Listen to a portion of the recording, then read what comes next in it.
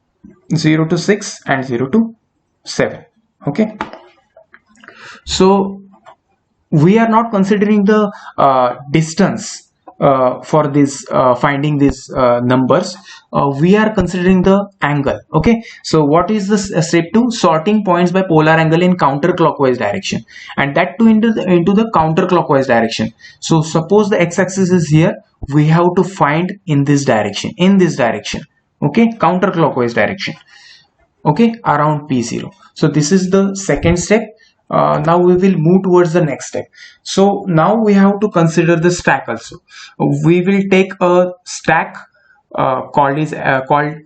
will call it as a S stack, which is at the starting it is empty, but what we have written in the algorithm, we will see again.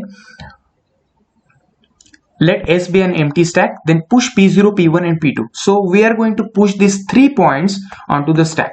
Okay, P0, P1 and P2 onto the stack, P0, P1 and P2. Okay, so at last P2 we are going to push onto the stack. That means top of the stack will become 2. Okay, so again what we have to do is we have to connect these lines. Okay, we have to connect these points. Okay, at first 0 and 1. Why?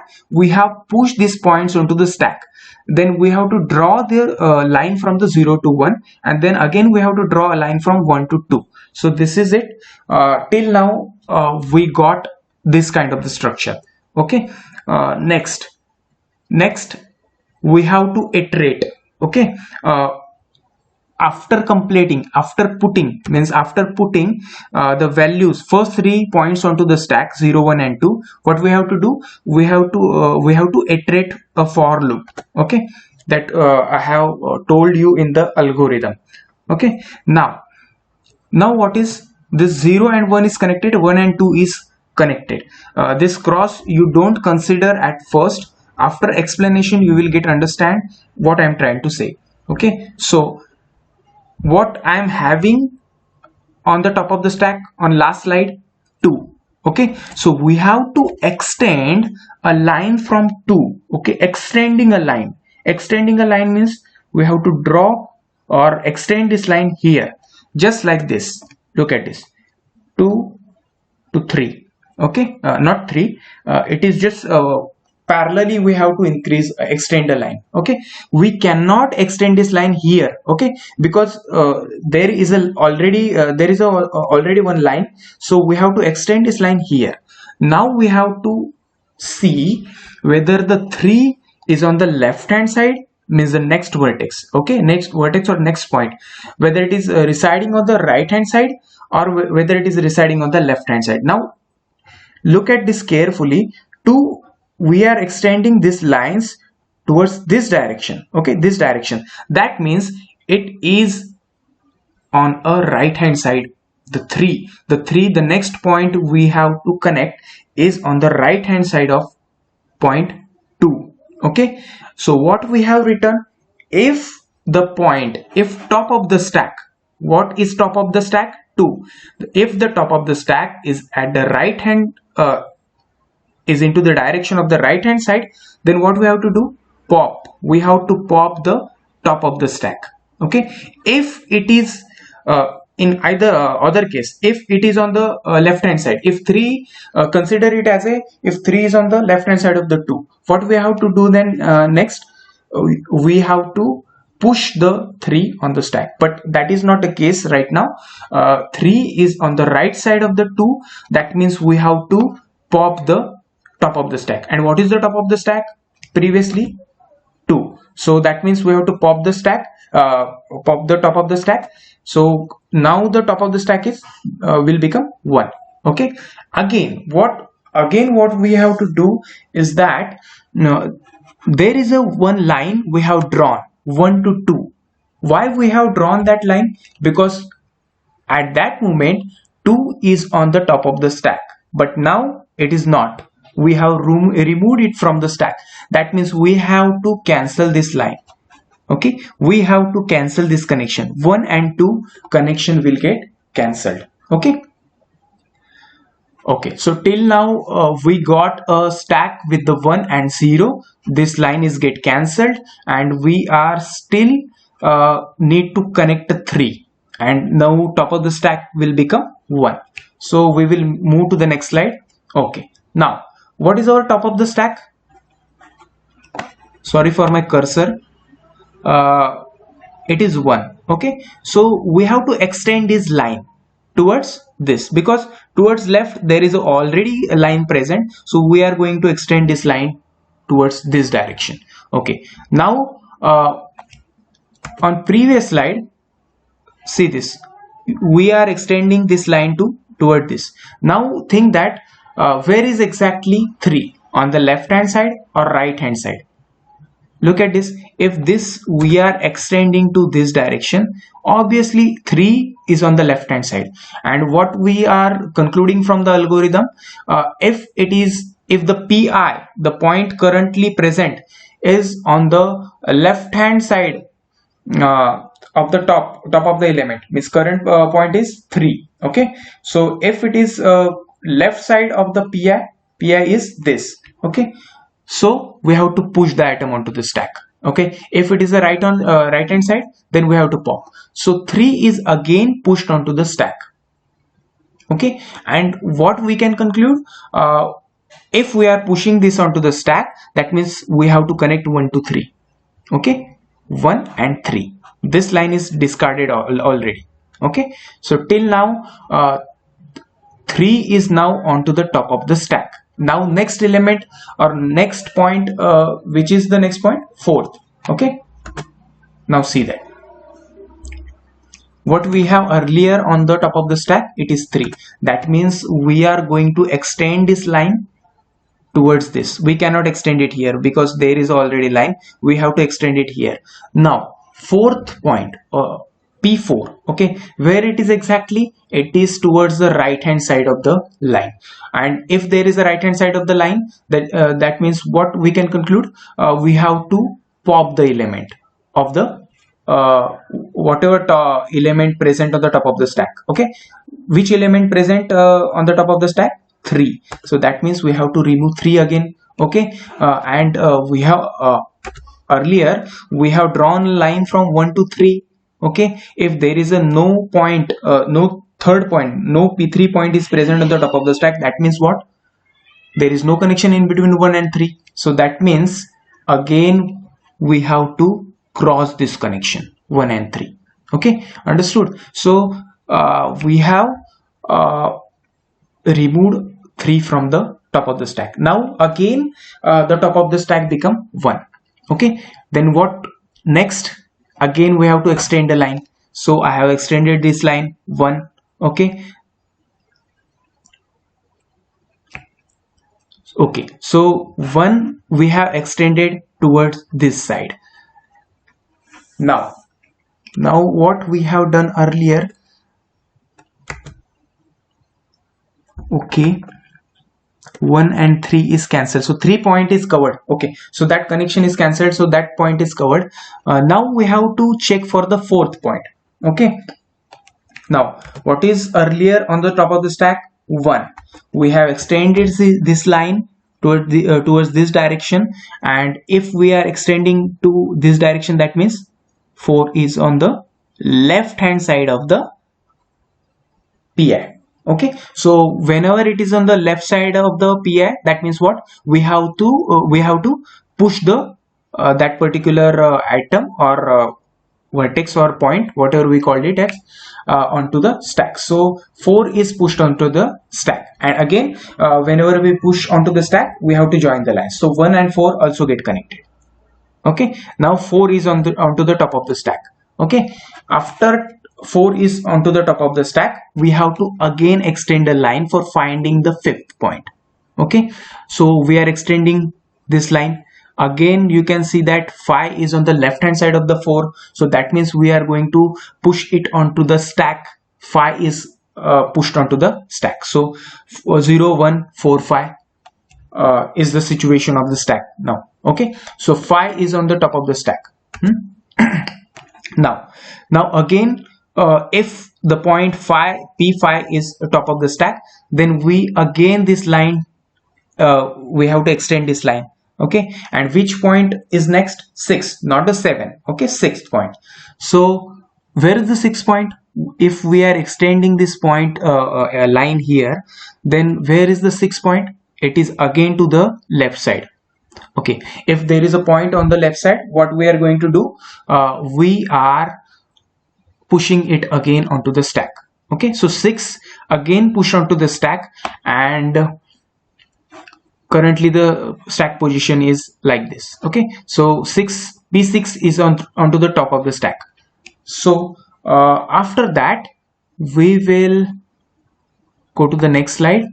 6th, okay, what is onto the top of the stack? 6th point. Okay, again we will going to extend this line, 6th line. Okay, and which last point we have to check? 7th point.